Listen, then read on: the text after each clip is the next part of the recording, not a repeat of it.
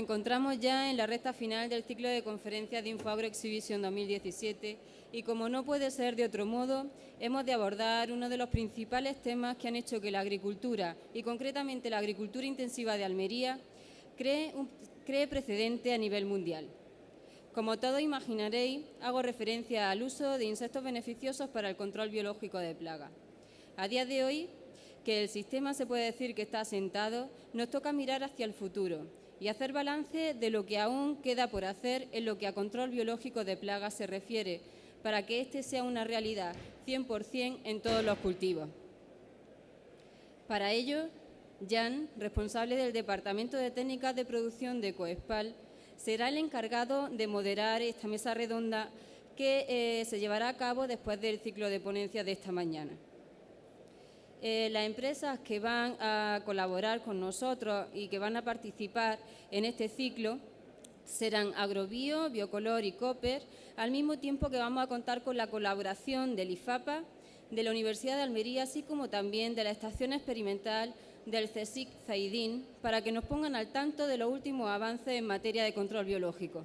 Sin más, doy paso a las conferencias y a Jan.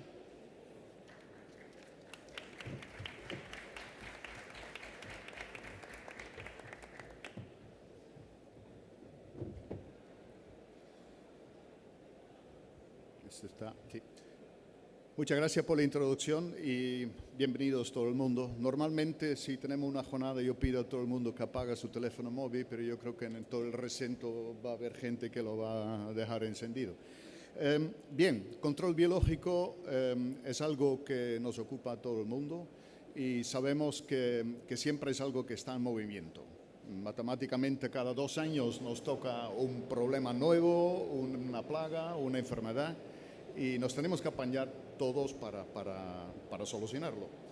Y además, el concepto está cambiando un poco. Control biológico empezó con simplemente la suelta de algunos enemigos naturales contra plantas o contra plagas. Ahora ya el concepto se está llevando a un nivel mucho más amplio, porque ya no estamos simplemente hablando de una plaga y un enemigo natural, sino estamos hablando de manejar el entorno agrícola en general. Estamos hablando de agroecología, en lo cual hay mucho más jugadores metidos, mucho más factores que solamente planta, plaga, enemigo natural. Entonces, hay varias charlas en esta jornada que se van a dedicar a esos otros factores y también se va a ampliar a otro tipo de temas como el control de enfermedades, que originalmente en control biológico tampoco se estaba contemplando. Y, muy importante, la microflora, microfauna del suelo, que nos afecta de muchísimas maneras. Entonces vamos a abarcar charlas a diferentes niveles, evidentemente control biológico puro y duro, como siempre lo hemos conocido, pero también vamos ampliando el concepto. Pues el primer ponente va a ser Fernando Dianes, profesor del Departamento de Agronomía de la Universidad de Almería y director de la OTRI, y va a hablar de progreso y dificultades del control biológico de enfermedades, precisamente. Fernando, adelante.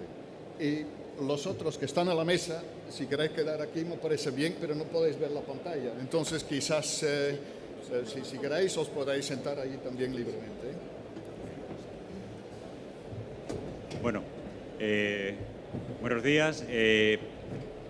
Para hablar sobre el control biológico de enfermedades y atenerme un poco al concepto del título, progresos y dificultades, pues quizá voy a empezar por las dificultades y para que lo veamos más cercano vamos a hacerlo de forma comparativa el control biológico de enfermedades con el control biológico de plagas.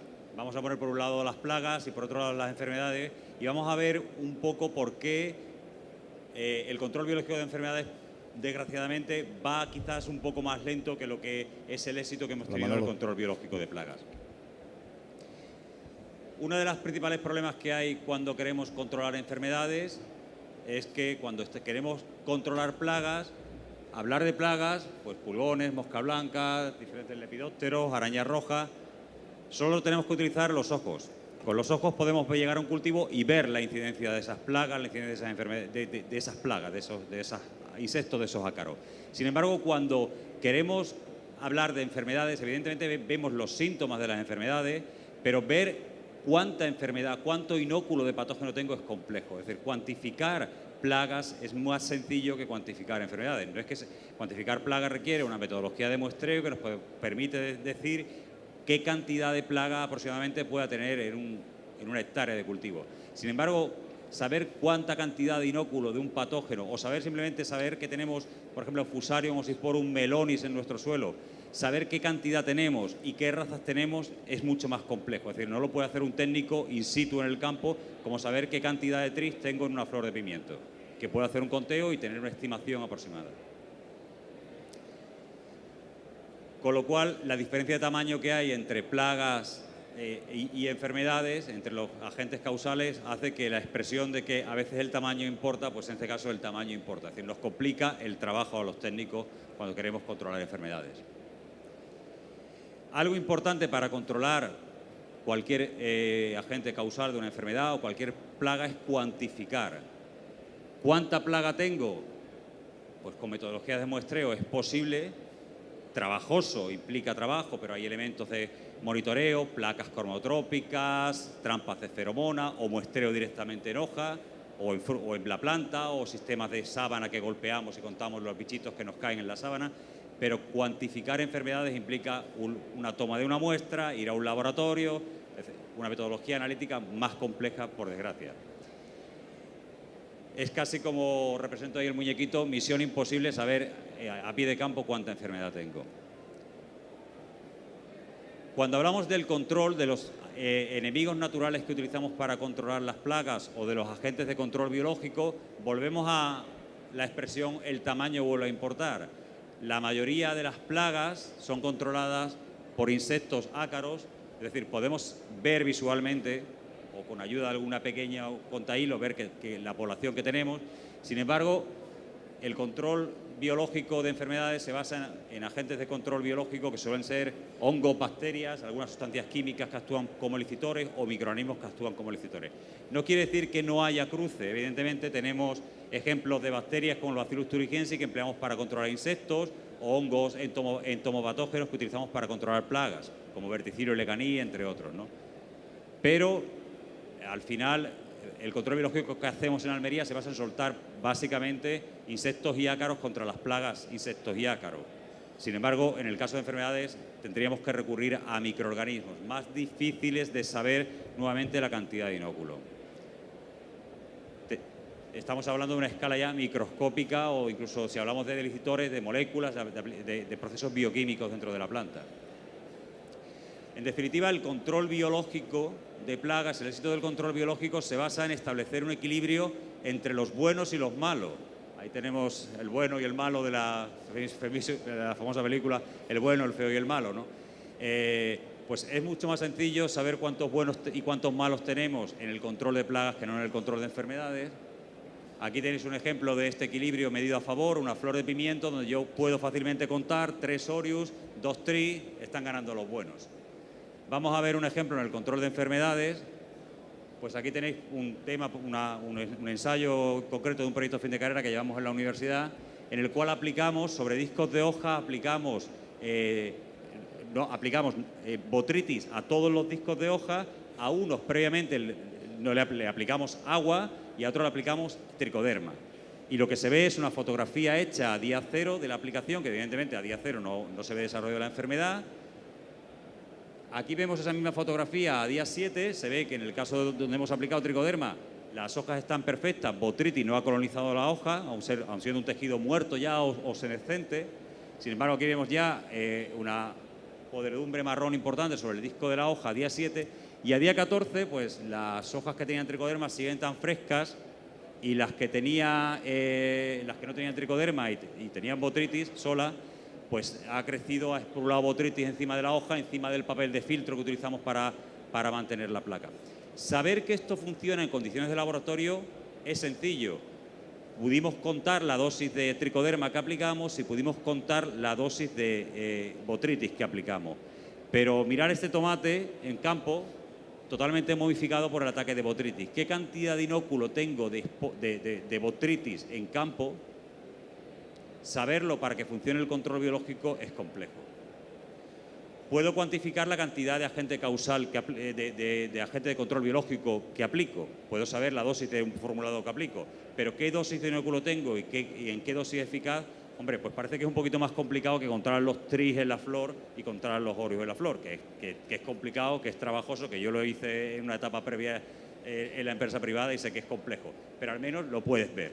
Las esporas de botrytis sobre una planta no se ven a simple vista. En definitiva, muestrear enfermedades, parece que muestrear tanto las enfermedades como los agentes de control biológico es mucho más complejo que en el caso de las plagas. Aparte,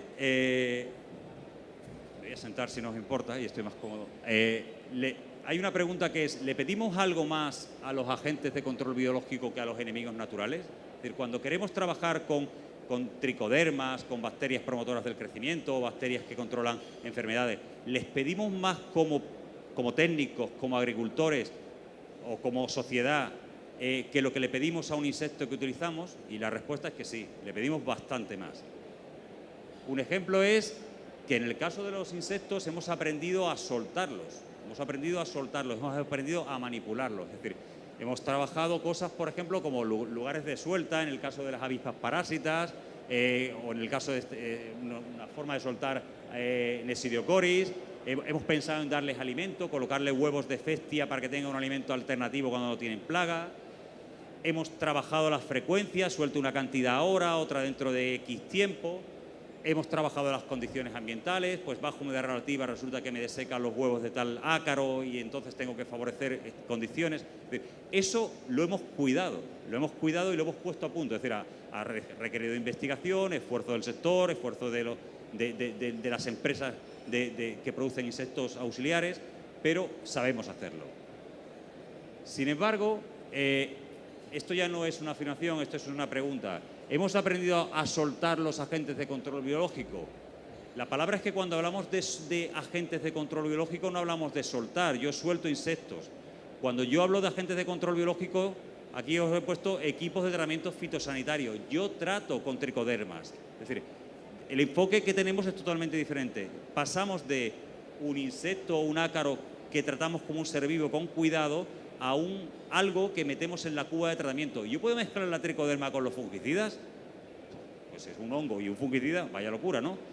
Pues queremos hacerlo a la vez, ¿de acuerdo? O los puedo mezclar, eso nadie se plantea, voy a soltar Oreos y al día siguiente voy a hacer una aplicación con un insecticida. Pero sin embargo, en el control biológico sí pedimos eso. El ejemplo de los Oreos, hemos aprendido a soltarlos, es decir, te lo da el técnico al agricultor y le dice, suéltalo antes de 24 horas, no lo vaya a tener, como pasaba al principio del control biológico, que ibas una semana después a ver al agricultor y seguía teniendo, es que no me ha dado tiempo a soltar los Oreos y los tenía todavía guardados en las cajas de Polispan que le llevabas y estaban todos muertos, evidente, o un porcentaje alto muertos.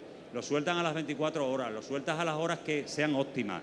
Te preocupa de llevarlos en cajas de Polispan con bloques de hielo para que esté fresco durante el propio proceso de la suelta y del transporte.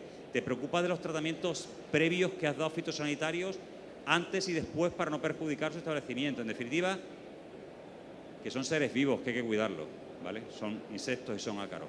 Sin embargo, cuando estamos hablando de agentes de control biológico, yo tuve una experiencia de un agente de control biológico que patentamos y se comercializó. Pues la pregunta que haces incluso con las empresas cuando le hablas de que tengo un agente de control biológico que puede funcionar bien es ¿y cuántos años me dura el agente de control en el bote? Es decir, ¿cuántos años se mantiene viable el microorganismo en el bote? Y piensas, ¿años? El Orius a los 2 días lo está soltando como si tomara la leche fresca del día pasteurizada que te la tomabas en 72 horas y el agente de control biológico tiene que durar años en un envase. Pero tiene que durar años no solo porque queramos aplicarlo como un agente de control biológico, sino es que encima lo vamos a tratar como un fitosanitario más. Lo vamos a meter en el almacén de fitosanitario donde guardamos los fungicidas, los insecticidas, que puede tener 20 grados o 40 grados y ahí tiene que aguantar. Y tiene que aguantar no 2 días, años. Con lo cual le estamos pidiendo más como sector, como productores, como técnicos, a algo que también son seres vivos, hongos, bacterias, y que encima queremos que siempre estén en formulaciones líquidas. ¿Por qué? Porque un líquido es más fácil de aplicar en una aplicación fitosanitaria que un sólido que tengas que aplicar espolvoreo o incorporar al suelo. Es decir, en definitiva, le estamos pidiendo más a la gente de control biológico. Aparte, ¿qué nos pasa con la gente de control biológico? Pues que cuando lo vamos a utilizar tenemos bastantes preguntas y dudas de cómo actúan. En el caso de el control biológico de plagas, pues son depredadores, un león que se come a la gacela, o son parásitos, una lombriz intestinal que nos está haciendo el daño por dentro. Tenemos claros los dos conceptos básicos que hay, pero en este caso son mecanismos mucho más complejos. Nos preguntamos cómo actúan, nos preguntamos, decimos, ¿solo controlan enfermedades? ¿No hacen nada más? Queremos que hagan más cosas, no solo controlan enfermedades. ¿Cuáles son? Y si sobreviven en el suelo. Es decir, yo le he aplicado un año y eso va a estar al año siguiente, o si lo he aplicado a la superficie foliar, ¿cuánto tiempo está ahí y con qué frecuencia tengo que aplicar? Todo eso son preguntas con respuestas complejas, porque a veces los mecanismos son muchos. Algunos microorganismos que actúan por competición, compiten por el espacio, compiten por los nutrientes, otros son parásitos, es decir, es una hifa de un hongo que es capaz de coger un esclerocio y entrar dentro y destruirlo. A veces producen sustancias antibióticas, a veces son microorganismos o sustancias químicas que lo que hacen es activar los mecanismos de resistencia naturales de las plantas, inducen resistencias sistémicas en las plantas, o a veces son simplemente, liberan compuestos que capturan el hierro, producen sideróforos. Este quizás que sea el que menos suena, os lo cuento porque contar todo sería demasiado largo. Pues aquí veis un ejemplo de cómo actúan los sideróforos. Los microorganismos cuando están en el suelo producen metabolitos que liberan, que llamamos sideróforos, que liberan al medio, y esas moléculas lo que actúan es como si fuera el EDTA en un quelato. Actúan quelatando el hierro, cogen el hierro y lo capturan. Eso es lo que haría una bacteria en el suelo al producir esos sideróforos. Cuando eso lo queremos ver enfocado a una raíz y a un agente de control biológico, pues aquí tenemos el mismo ejemplo. Pseudomonas florecen colonizando una raíz. Las bacterias van a crecer alrededor de la raíz, colonizándola, van a producir esos sideróforos, van a quelatar el hierro, lo van a capturar y van a hacer que los patógenos, que también necesitan el hierro para su vida, no lo actúen. Ese es un mecanismo de supresividad de enfermedades. Capturas el hierro y está disponible para la planta y para el microorganismo que la ha capturado, pero no está disponible para el agente patógeno. Eso es, por ejemplo, una de las causas de algunos suelos naturales supresivos que tienen supresividad natural frente a enfermedades. No nos basta con que hagan todas estas cosas, queremos algo más, les pedimos más, que promuevan el crecimiento de las plantas. Y es que resulta que sí, que hay microorganismos que promueven el crecimiento de las plantas y lo hacen de múltiples formas. Tenemos algunos que fijan nitrógeno atmosférico, otros que solubilizan nutrientes como el fósforo, otros que producen sustancias promotoras del crecimiento, otros que hacen que se incremente la superficie de absorción radicular, el sistema radicular se hace más grande porque producen hormonas de enraizamiento, en definitiva, otros que mejoran la resistencia a ciertos estrés, como a la salinidad, y otros que mejoran la eficiencia fotosintética a producir una superficie foliar mucho mayor la planta. En definitiva, no solo tienen que controlar enfermedades, a un orio no le pedimos que la planta sea más fuerte, será más fuerte porque controlará el tris, no tendremos virosis, reduciremos las aplicaciones fitosanitarias, al final las plantas serán más fuertes indirectamente, pero no se lo pedimos de forma directa. Y hay microorganismos, actualmente en la situación hay bastantes microorganismos que puedan ser posibles agentes de control biológico. Sí, aquí tenéis ejemplos de bacterias promotoras del crecimiento o bacterias que promueven el control biológico, diferentes géneros. Si os dais cuenta, muchos géneros son comunes, es decir, hay géneros, especies que a la vez que promueven el crecimiento hacen el control biológico de determinadas enfermedades, con lo cual muy interesante desde el punto de vista de la aplicación. Hay bacterias, hay hongos, hay diferentes géneros, diferentes especies. Incluso tenemos bacteriófagos y micófagos que pueden actuar reduciendo el potencial patógeno de hongos fitopatógenos o bacterias fitopatógenas. ¿Los hemos aplicado? Queremos que sobrevivan en el medio, pero ¿de qué depende que sobrevivan en el medio? De múltiples factores. Un microorganismo, si lo aplicamos a un suelo, para que sobreviva en el suelo, tiene que tener alimentos. ¿Cuál es el alimento que puede encontrar un microorganismo en el suelo? Pues aparte del posible patógeno del que se pueda alimentar, pues ese alimento puede ser los exudados radiculares. Pero un alimento súper importante es la materia orgánica. Desgraciadamente la materia orgánica no es excesivamente alta en nuestro suelo, incluso ahora con estas normas a veces de calidad de certificación que están geniales, que no voy a ir en contra de ellas para nada, pero parece que está satirizada la materia orgánica. Es decir, parece que vas a las auditorías y le preguntan a la gente, ¿utilizas materia orgánica? No, yo no utilizo materia orgánica, como si fuera un pecado utilizar materia orgánica. La agricultura se ha mantenido durante miles de años, más de dependiendo de la materia orgánica, más que de la fertilización mineral, y son complementarias, ¿no? Y actúan y pueden ser nutrientes para el establecimiento de poblaciones microbianas en los suelos. Va a depender de factores, aquí tenéis pH, disponibilidad de nutrientes, textura, contenido en materia orgánica, interacción con otros microorganismos, predación de protozoos. Acelero y termino. ¿Le pedimos más a los enemigos naturales? Sí, le pedimos más, y no nosotros, le pide más, la legislación le pide más. Para poner en el mercado un Orius hay que producirlo y comunicar al Ministerio de Agricultura que vas a producir Orius y entrarte en un registro, ¿vale? Tienes que tener una investigación detrás que apoye la producción. Para poner en el mercado un agente de control biológico tienes que ir al anexo 1 de fitosanitarios en muchos casos, como si fuera un formulado de una materia química, que no es por nada, pero son 6 años, 1 o 2 millones de euros, con lo cual se hace la investigación en las universidades, centros públicos de investigación, centros privados de investigación, pequeñas empresas, y cuando quieres dar el salto de la investigación al mercado, te encuentras que cuando estás en el aire te levantan un muro y te dicen, vaya usted al anexo 1, prepare 1 millón, 2 millones de euros y 6 años de trabajo.